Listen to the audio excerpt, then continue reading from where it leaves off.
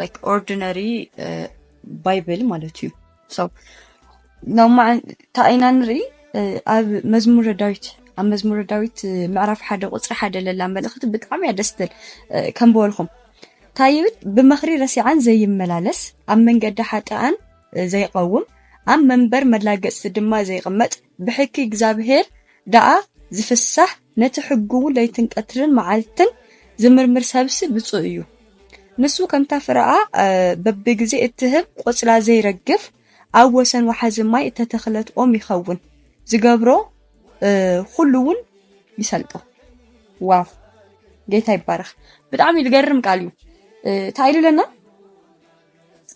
ሰለስተ ነገር እዩ ለመልዓል ሞክሩን ነው ማለት እዩ ብመኽሪ ረሲዓን ዘይመላለስ ኣብ መንገዲ ሓጢያን ዘይቃወም ኣብ መንገዲ መላገጽ ተለለ ዘይቀመጥ so ዞም ነገራት እዚኦም ለይገብር ሰብ ብፁዕ እዩ እግዚአብሔር አምላክ በቅድስና ነነብር ተለናሲ ብፁዓን ይሉለና ማለት ና ጽድቂ ና መጀመሪያ ጽድቅ ልግነ በክርስቶስ አምላክ አሜንኻ በክርስቶስ ኢየሱስ አምላክ አሜንኻ ናይ ግሊ መድሕን ኻጌርኻ መቀባል እዩ ና መጀመሪያ ክራይተሪያና ጽድቅ እሱ እዩ ምንም ጥያቄ የብሉ ካው ግን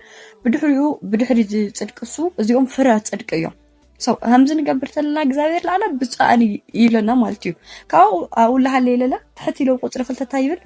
ሽልማትና ታዩ ንሱ ከምታ ፍራአ በብግዚኡ እትህብ ቆጽላ ዘይረግፍ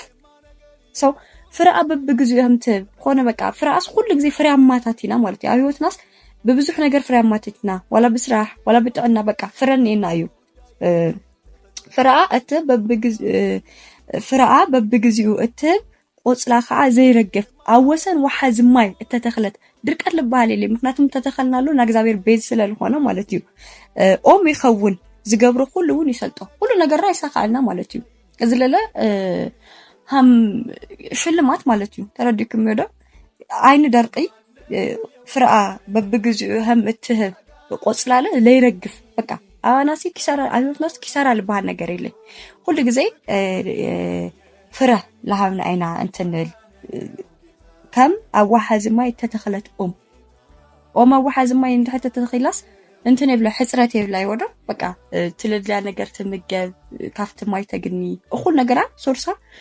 ለሱራ ለኾን ነገር ካውያ ተግኒ ንሕላለ ለሱርና ለኾንና ለእግዚአብሔር ቃልና ለእግዚአብሔር ህልውና እዩ መጀመሪያ አሜንና ክርስቶስ ኢየሱስ